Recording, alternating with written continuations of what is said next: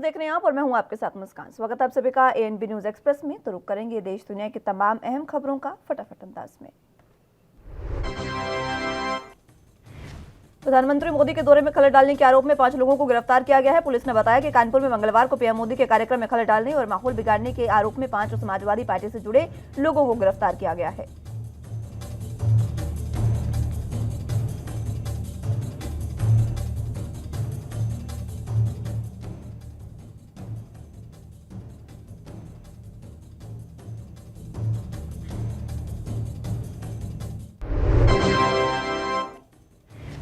आरोपियों के द्वारा पुतला दहन और कार में तोड़फोड़ करके भावनाएं भड़काने का प्रयास किया गया। पुलिस ने वीडियो में चिन्हित किए हुए लोगों को 5 लोगों को गिरफ्तार किया है। बाकी की तलाशी जारी है।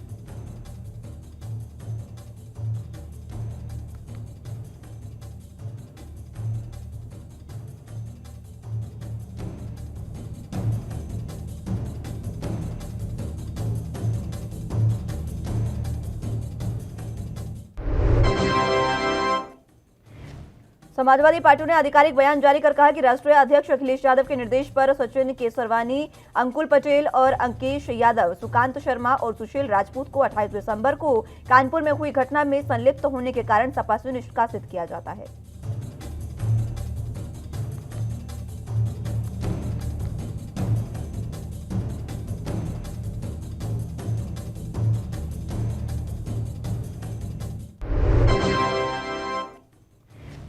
नए साल पर देश के किसानों को बड़ा तोहफा मिलने वाला है। प्रधानमंत्री नरेंद्र मोदी 1 जनवरी 2022 को दिल्ली दिन में 12 बजे प्रधानमंत्री किसान योजना की 10वीं किस्त जारी करेंगे। कृषि मंत्रालय से इसकी तैयारियां पूरी कर ली गई हैं। लगभग 22,000 करोड़ रुपए की रकम पहुंच सकती है।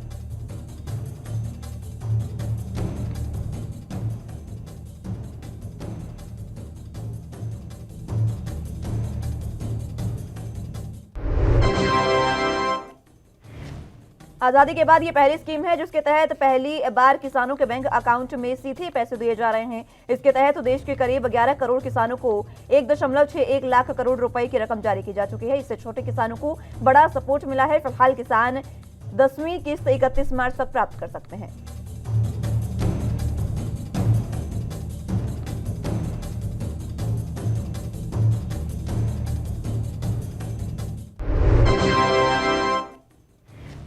उत्तर प्रदेश में 2022 के विधानसभाओं के चुनाव को लेकर सभी राजनीतिक पार्टियां और अपनी अपनी जुगत में लगी हुई है और इसी कड़ी में बुधवार को यूपी सीएम योगी आदित्यनाथ फर्रुखाबाद पहुंचे। यहां उन्होंने जनसभा को संबोधित करते हुए कहा कि अयोध्या में राम मंदिर बना, काशी में विश्वनाथ मंदिर बना और भव्य निर्माण हुआ, तो अब मथुरा वृंदावन कैसे छूट जाएगा।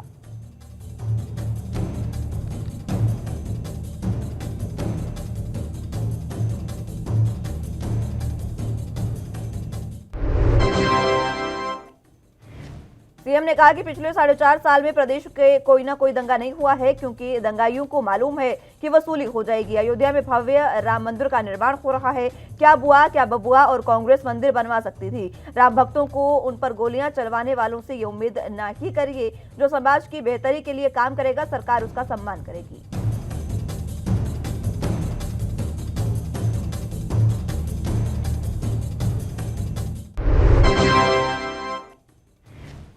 उत्तराखंड हाईकोर्ट ने बुधवार को भारत में चुनाव आयोग को राज्य में आगामी विधानसभा चुनाव को स्थगित करने की मांग वाली याचिका पर नोटिस जारी किया है। इस याचिका में कोविड के ओमिक्रॉन वेरिएंट को देखते हुए चुनावों को स्थगित करने की मांग की गई है।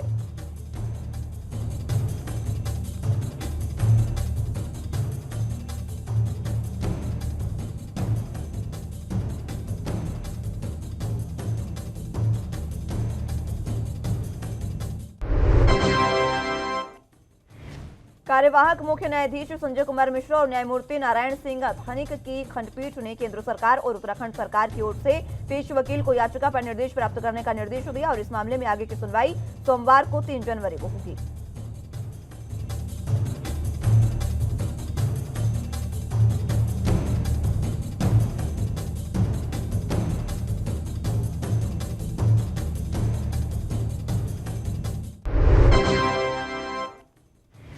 झारखंड की हेमंत सोरेन सरकार ने आम जनता को राहत देते हुए एक बड़ा फैसला किया है। सोरेन सरकार ने अपने कार्यालय के 2 साल पूरे होने के उपलक्ष्य में पेट्रोल की कीमतों में 25 रुपए प्रति लीटर कम करने का ऐलान किया है।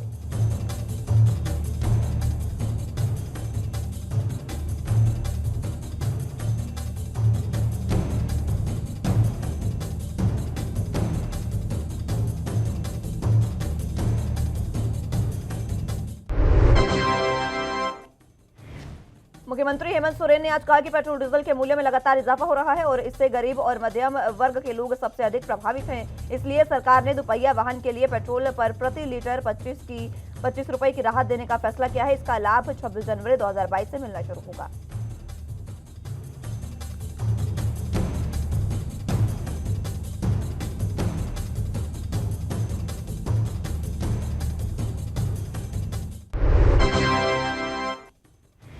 नागालैंड में 4 दिसंबर के हमले की जांच के लिए पहुंचे विशेष जांच दल को सेना ने उन सैनिकों का बयान रिकॉर्ड करने की मंजूरी दे दी है जो इस ऑपरेशन में शामिल थे। 4 और 5 दिसंबर को हुई गोलीबारी की घटनाओं में 14 आम नागरिक मारे गए थे।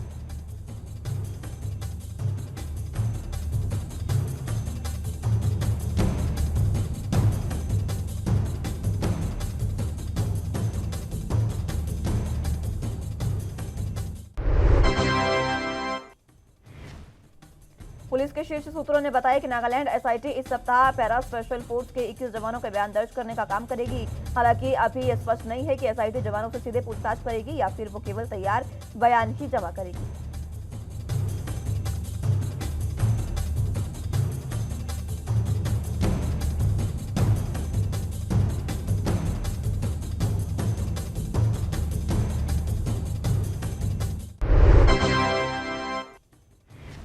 उत्तराखंड के मुख्यमंत्री पुष्कर सिंह धामी ने आज खटीमा में क्रोकोडाइल सफारी का उद्घाटन किया। इस मौके पर सीएम ने कहा कि क्रोकोडाइल सफारी के शुरू होने से पर्यटन क्षेत्र को लाभ मिलेगा, साथ ही स्थानीय लोगों का रोजगार भी मिलेगा।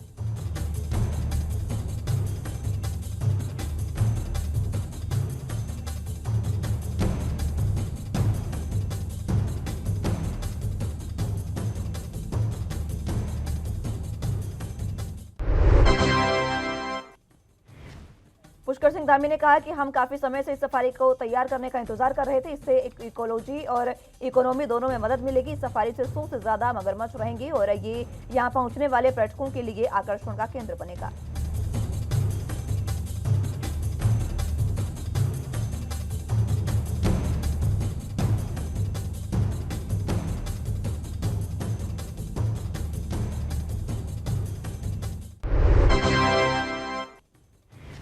छत्तीसगढ़ में पिछले 2 दिनों से हो रही लगातार बेमौसम बारिश और ओलावृष्टि से फसल को नुकसान हुआ है। इसे देखते हुए आज मुख्यमंत्री भूपेश बघेल ने कलेक्टरों को नुकसान के आंकलन के निर्देश दिए हैं।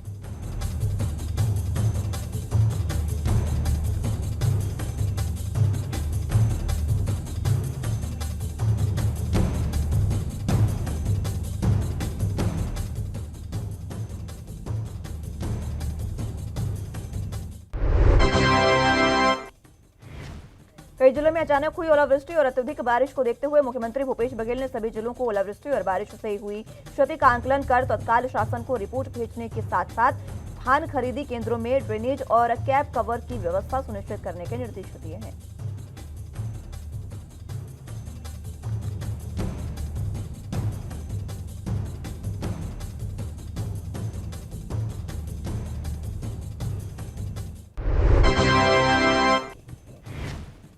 हरियाणा के मुख्यमंत्री मनोहर लाल की सलाह पर राज्यपाल बंडारू दत्तात्रेय ने नए मंत्रियों को पोर्टफोलियो का आवंटन कर दिया है।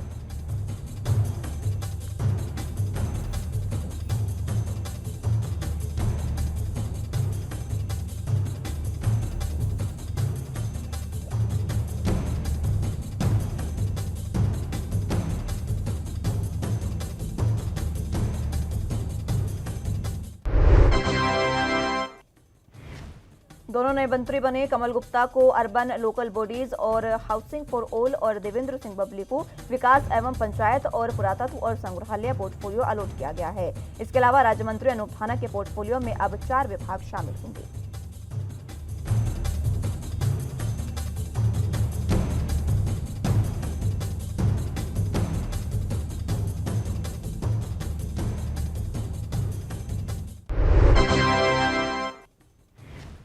राज्य मंत्री अनूप धाना को लेबर एंड एम्प्लॉयमेंट का स्वतंत्र प्रभार दिया गया है, जबकि revenue and disaster management, industries और कॉमर्स और इसी के साथ खाद्य नागरिक आपूर्ति और उपभोक्ता मामले में वो उप मुख्यमंत्री दुष्यंत चौटाला उनके साथ अटैच रहेंगे।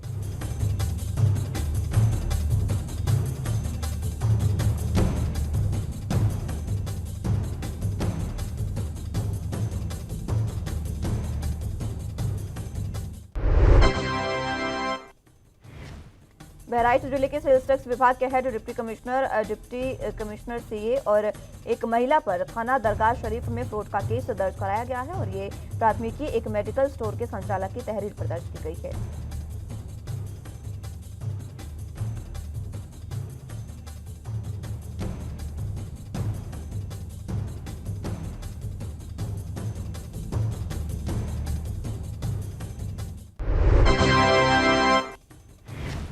प्राथमिकी में शहर के मोहल्ला मसूरगंज निवासी अशरफ हुसैन ने कहा कि उनका रिजवी मेडिकल एजेंसी नाम से एक फर्म संचालित है। विगत 22 दिसंबर को शाम को 4 बजे जब वो GSTR 9 सालाना नक्शा दाखिल करने हेतु जब अपने अधिवक्ता के पास गए, उस समय अधिवक्ता ने यूजर ID खोलने का प्रयास किया तो यूजर ID और पासवर्ड बदला हुआ था, जिसके बाद इस फ्रॉड का खुलासा हुआ।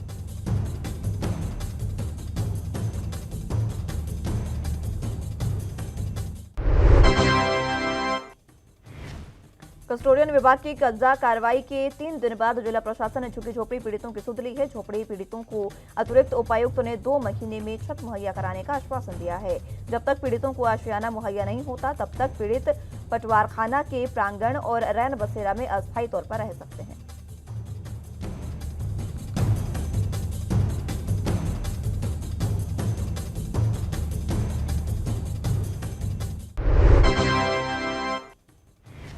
एडीसी के आश्वासन के बाद पीड़ित आश्वस्त नजर आए। सरकार अवैध कब्जों को हटाने की गंभीरता के साथ कदम उठा रही है और इसी के चलते कानूनी प्रक्रिया के तहत कब्जे हटवाए गए हैं। कार्रवाई सब पर होगी और चाहे आज हो या कल। वहीं उन्होंने सरकारी जमीन में लोगों को मिली सुविधाओं का भी जांच का विषय बताया।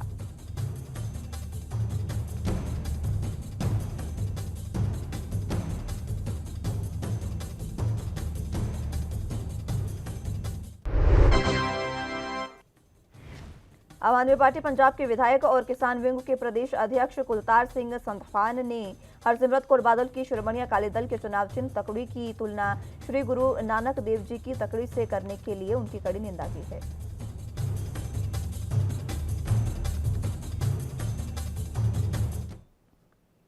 बुलेटिन में यहां वक्त एक छोटे से ब्रेक का है, फौरन हाजिर होंगे।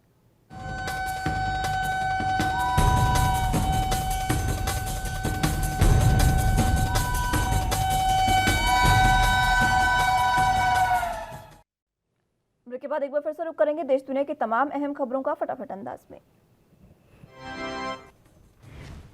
कुलतार सिंह ने कहा कि बादल के तराजू की तुलना बाबा गुरु नानक देव जी के तराजू से करना भारतीय चुनावी संहिता का उल्लंघन है और गुरु नानक देव जी के सभी अनुयायियों की भावनाओं का भी उल्लंघन है। संधवान ने अकाल तख्त के जत्थेदार ज्ञानी हरप्रीत सिंह से हरसिमरत कौर बादल को सिख संगत की धार्मिक भावनाओं के साथ छेड़छाड़ करने और तुरंत माफी मांगने के लिए अकाल तख्त पर बुलाने की अपील की।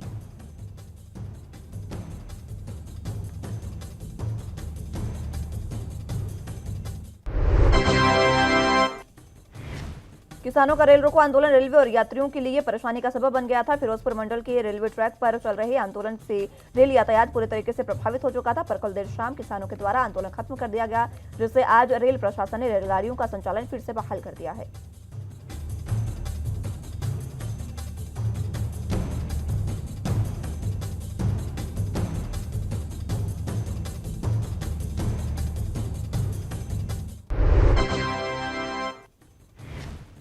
इससे यात्रियों को काफी राहत मिली है। रेलवे ने पंजाब जाने वाली करीब 110 ट्रेनों को फिर से बहाल कर दिया है, जिससे रेल यात्री काफी खुश नजर आ रहे थे। स्टेशन पर आज भारी भीड़ भी देखने को मिली।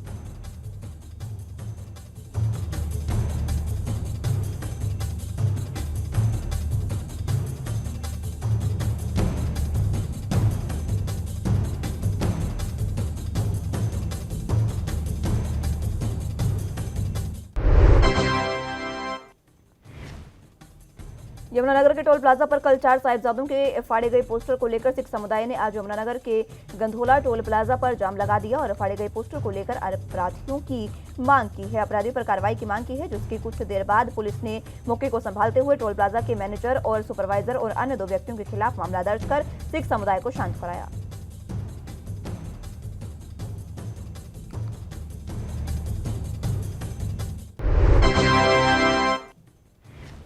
पहाड़ों में एक बार फिर से मौसम ने करवट बदली है। ऊंचाई वाले स्थानों पर जमकर बर्फबारी, निचले स्थानों में झमाझम बारिश हुई है। वहीं मौसम विभाग ने बुधवार को भी बारिश और बर्फबारी के आदेश जताया है।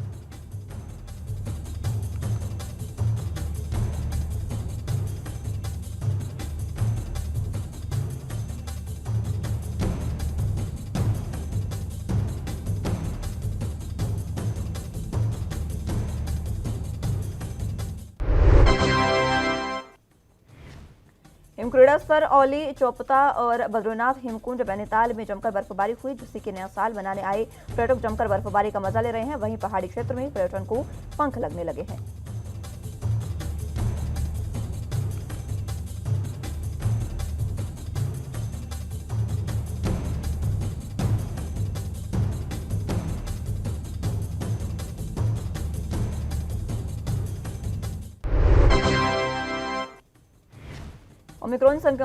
ओमिक्रॉन संक्रमितों की बढ़ती संख्या के बीच देश में अब कोरोना की तीसरी लहर भी दस्तक दे चुकी है। हर रोज मामलों में उछाल दर्ज किया जा रहा है। देश में बीते 24 घंटे में कोविड-19 के 9,195 नए मामले दर्ज किए गए, जिसके बाद कुल संक्रमितों की संख्या 3,48,08,886 हो गई है।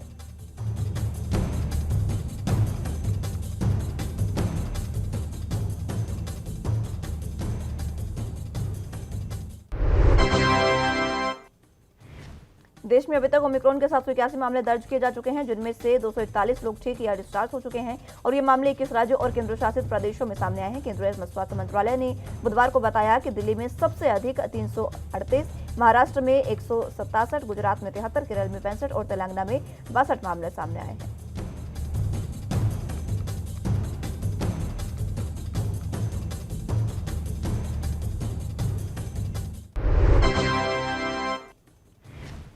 पेट्रोल और डीजल की कीमतें आईओसीएल द्वारा जारी की गई। करीब 2 महीने में तेल कंपनियों ने पेट्रोल और डीजल की कीमतों स्थिर रखी है। तेल की कंपनियों ने आज एक बार फिर से कोई भी दाम में बदलाव नहीं किया है।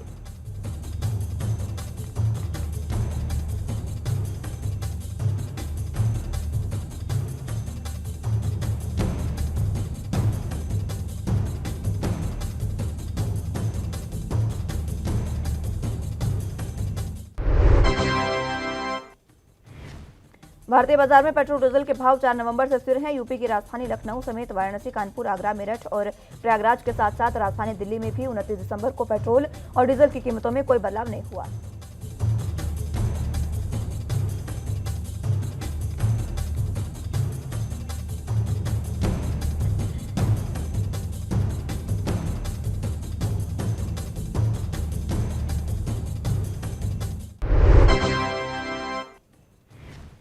वीकली एक्सपायरी से पहले बाजार में मुनाफा वसूली देखने को मिल रही है। सूरत कारोबार के बीच बाजार में आखिर घंटे में बिकवाली देखने को मिली, जिसके चलते सेंसेक्स, निफ्टी दोनों लाल निशान पर बंद हुए।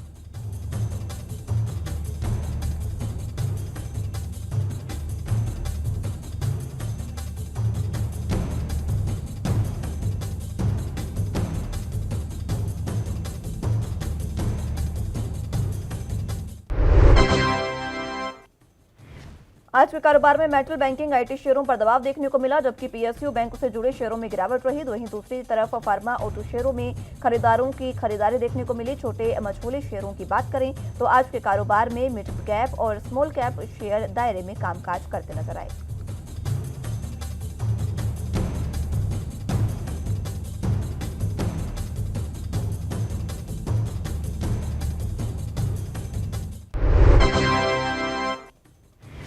कारोबार के अंत में सेंसेक्स 90.99 अंक यानी 0.16% की गिरावट के साथ 57,806.49 के स्तर पर बंद हुआ, जबकि निफ्टी 19.65 अंक यानी 0.11% टूटकर 17,213.60 के स्तर पर बंद हुई।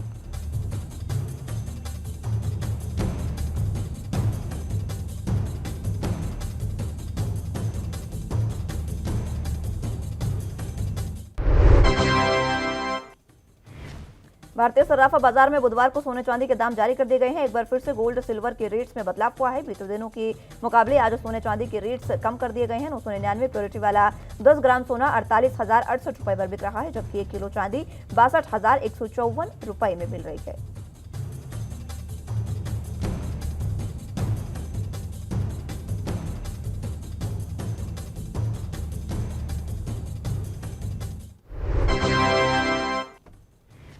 सोने चांदी के दाम रोजाना दिन में 2 बार जारी किए जाते हैं। 995 प्योरिटी वाला 10 ग्राम सोना 47,876 रुपए में मिल रहा है, जबकि 916 शुद्धता वाला सोना 44,030 रुपए में। वहीं 750 प्योरिटी वाले 10 ग्राम सोने के दाम की बात करें तो 36,051 रुपए में पहुंच गया है और इसके अलावा 585 प्योरिटी वाला सोना आज 28,120 रुपए में बिक रहा है।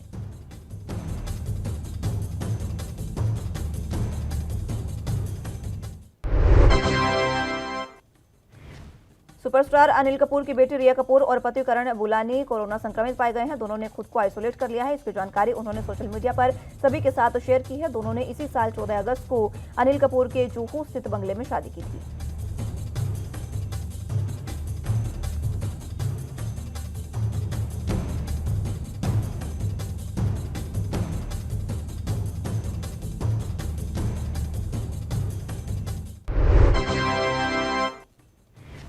रिया कपूर के साथ साथ बॉलीवुड अभिनेता अर्जुन कपूर और उनकी बहन अंशुला कपूर कोरोना पॉजिटिव पाए जाने की खबर सामने आई है। ऐसे में अब जल्द ही अर्जुन कपूर की गर्लफ्रेंड मलाइका अरोड़ा खान का भी कोरोना टेस्ट किया जाएगा।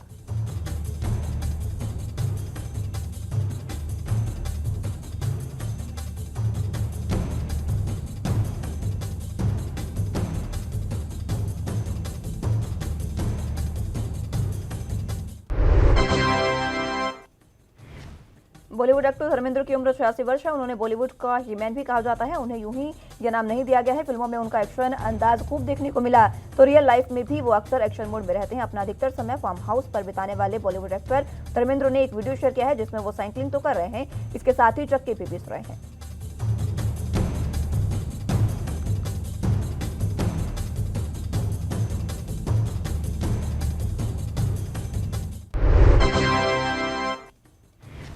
चक्की पीसने के जरिए धर्मेंद्र गेहूं का आटा तैयार कर रहे हैं। धर्मेंद्र ने इस शानदार वीडियो को शेयर करते हुए लिखा, साइकिलिंग साइकिलिंग साइकिलिंग और चक्की पीसिंग और पीसिंग और पीसिंग। इस तरह धर्मेंद्र बहुत ही मजे के साथ साइकिल चला रहे हैं और वो अपनी एक्सरसाइज भी कर रहे हैं।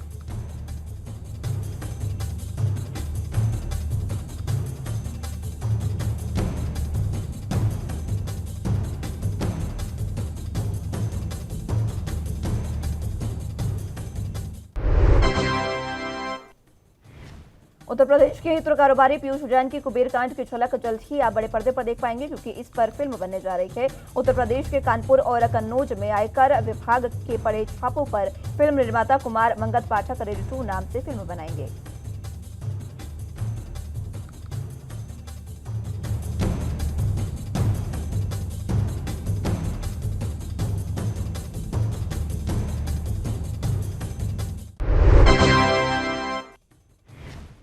फिल्म निर्माता कुमार मंगत पाठक ने कहा कि उनकी बनाई रेड फिल्म में केवल ये दर्शाया गया था कि दीवारों से भी पैसे निकल सकते हैं, जबकि हाल ही में कानपुर और कन्नौज में आयकर के छापे में वास्तव में दीवारों से रुपए निकलने की घटना सामने आई। इसे देखते हुए उन्होंने रेड 2 फिल्म बनाने का मन बना लिया है।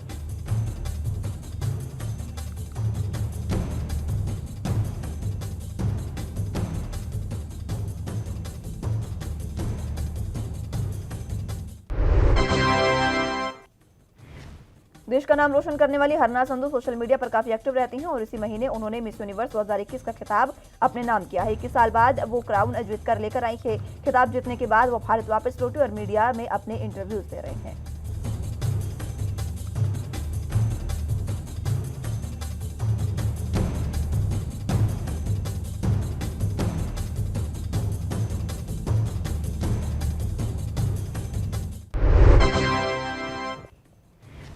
हाल ही में हरना संधू ने उन लोगों को मुंहतोड़ जवाब दिया है जिनका कहना था कि मिस यूनिवर्स 2021 टाइटल उन्हें खूबसूरत चेहरा होने के कारण मिला है, जबकि हरनास का कहना है कि इस खिताब को जीतने के लिए कड़ी मेहनत और कोशिश करनी पड़ती है।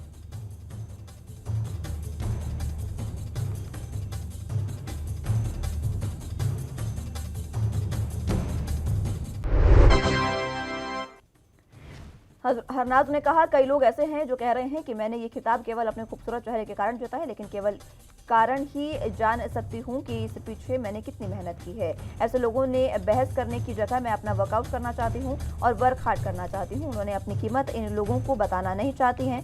मैं इस स्टीरियोटाइप को तोड़ना चाहती हूँ, यह हरना संधू ने कहा। फिलहाल के लिए एएनबी न्यूज एक्सप्रेस में मेरे साथ बस इतना ही। तमाम अहम खबरों के लिए आप देखते रहिए एएनबी न्यूज। नमस्कार।